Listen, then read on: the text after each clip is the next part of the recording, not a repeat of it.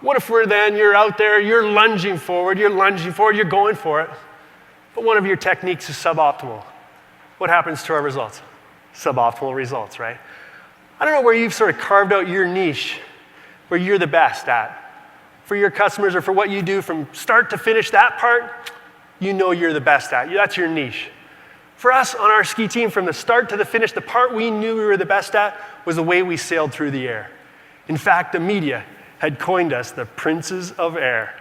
They said, you guys are the best. We said, all right. Our competitors said, you guys are the best. We said, all right. I'll show you here the technique of my teammate, Eddie Podovinsky, in the air. You can see the nice, compact, aerodynamic position in the air.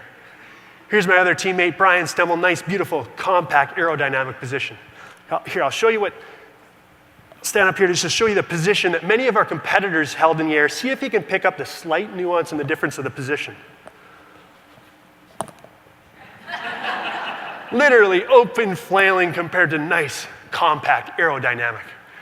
Now, we were in Buffalo one year doing wind tunnel testing. Really cool, these wind tunnels where they test race cars, and we're in there holding our tuck position, which is the position you hold on the flat or the straight part of a downhill. And I said, you know what? Okay, but instead of just working on our weakness this year, let's actually work on our strength too. Let's see if we can even improve on it. And so we started to test for the very first time ever in the wind tunnel our position that we held in the air. And as we started to look at the data with the scientists and cross-reference, we're looking at the data, we realized this position was the slowest position you could do. This was faster than that. I don't know how many wind engineers there are in the room, but logically, this seems superior. But what we'd done here, we'd mastered an inferior technique.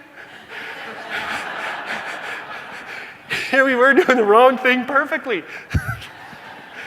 We said, hold on, there's got to be a better way. So now we started to test in the wind tunnel with the scientists measuring everything. We actually found the fastest position was to have your legs apart and your hands in front. The challenge with that, though, was when we went from here with our hands to here with our hands, our butt dropped lower. When our butt dropped lower, our ski tips came up, and that didn't work.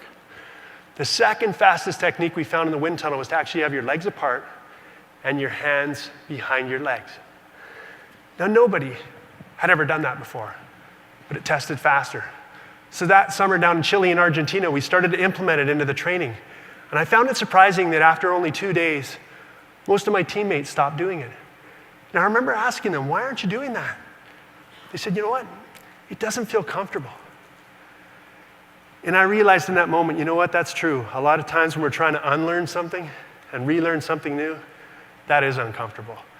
But this tests faster. I've got to practice it until it becomes comfortable. I need to practice it every day to make it become natural, make it become comfortable. Practicing it every day. Then when I went on to Kitzbühel that year to set the world downhill speed record, Austrian television ORF was showing the run over and over in slow motion. They said, watch this. Here comes Cary Mullen off the finish jump. He just set the world downhill speed record of 97 miles an hour. Here he is off the finish jump. He's got his hands behind his legs. What the heck is he doing? Is he doing that on purpose? Is he out of control? Or is he just crazy? It's interesting to me sometimes when people don't know why we're doing something, they think we're crazy, right? But by measuring beyond what had seemed logical at the time, we then saw specifically, that's where we can improve. Once we saw that's where we can improve, that's a prompted innovation. We were then able to come up with a new and a better way. You're the pros at what you do. I'm just encouraged to ask you the question, is there a technique or part of your process that you could measure for even better results for you? I think as top producers, you're the best in the industry. As top producers, one of the challenges we can have is to say, what we're doing is brilliant. Let's measure, let's make sure, and let's do more of that. And conversely, where might status quo be holding us back? Where might some of those old industry paradigms be holding us back of what seems logical? Let's have the courage to test, try new things, and have the innovation to try something as crazy as putting our hands behind our legs. I encourage you to look for those ways to keep innovating, to outpace your competition. I just wrote a book recently called How to Win, looking at it, and I came up with 5 winning secrets that we do in sport, and I think these are very conformational to what you're doing here at Advocare as well. The first of those is really to pick our line. It's getting clarity, it's taking vision and then a decision and saying, that's what I'm going for. It's looking at getting that GPS out, going, yes, this is what I'm going for. Making a decision definitively, going for it. Then it takes lunging forward. This is really stepping out of our comfort zones. Rather than playing it safe, not putting the big toe in, but lunging forward completely, going for it, doing what others maybe think is a little too risky, but taking those chances. Then being resilient. Business, sales, sport, life, we all need resilience. We got to get back up. I actually read a book recently called The Resilience Factor, where they studied top producers in an array of industries and actually found they didn't get knocked down any less. They just got back up faster. Get back in that game faster. And I want to make a qualifier about this. It's not redundant persistence, but adaptable persistence. Tweaking it that slight bit, learning and moving on, letting it go and lunge again. A philosophy you already know here at Advocate, but teamwork wins.